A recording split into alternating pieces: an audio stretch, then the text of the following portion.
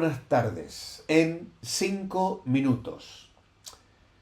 Hemos leído esta mañana en Hechos, capítulo 15. Los versículos 36 al 40 nos relatan una experiencia que a veces nos sorprende un poquito.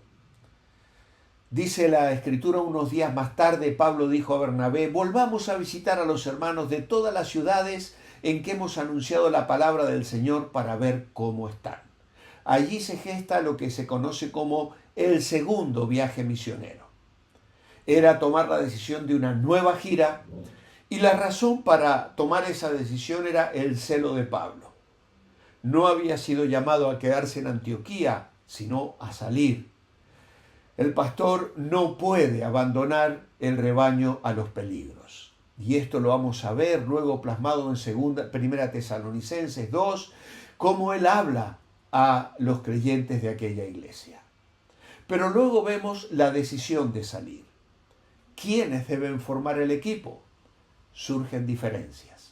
Bernabé quería que los acompañara Juan, el que tenía por sobrenombre Marcos, mas a Pablo no le parecía bien llevar consigo aquel que se había apartado de ellos en Panfilia y tampoco había ido con ellos a la obra. Entonces notamos una distinta visión en estos siervos del Señor. Pablo miraba a una persona y decía: ¿qué puede hacer para la obra de Dios? Bernabé miraba a una persona y decía: ¿qué puede hacer la obra de Dios en él? Ambos enfoques son importantes en la obra del Señor y a veces es difícil encontrar el equilibrio. Precisamente esta mañana en mi devocional hemos meditado sobre personas tóxicas. Nos involucramos con ellas, le dedicamos tiempo, consejo y nuestras emociones, o de pronto decimos: bueno, hasta aquí he llegado, sigue con tu necedad, afronta tus propias decisiones y que el Señor tenga misericordia de ti. Qué difícil es tomar esta decisión. Tan grande fue el desacuerdo entre Pablo y Bernabé que terminaron por separarse. Bernabé tomó a Marcos y se embarcó a Chipre, y Pablo, por su parte, escogió como compañero a Silas. Y una vez que los hermanos lo encomendaron a la protección del Señor, él emprendió el viaje. Así que vemos distintas personas. Marcos finalmente triunfó en el ministerio y Pablo mostró su aprecio y su amor por él. Tomaron una distinta dirección. Notemos que no dice que se dividieron, sino se separaron. La división produce partes debilitadas, la separación produce partes capacitadas para continuar adelante.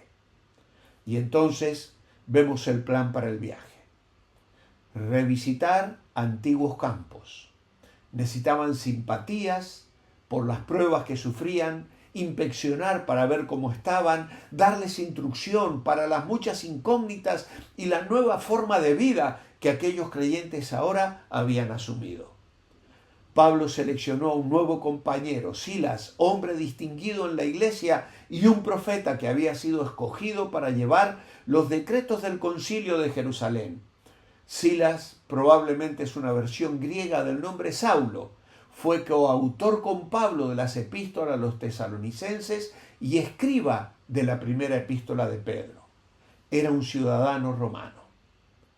Dios cambia de obreros, pero su obra sigue marchando. Ahora había 2 equipos misioneros en lugar de 1. Si Dios tuviera que depender de personas perfectas para realizar su obra, nunca lograría nada.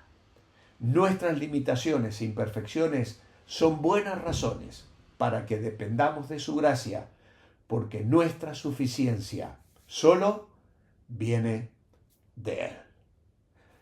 Que tengáis un buen descanso. Manteneos bendecibles.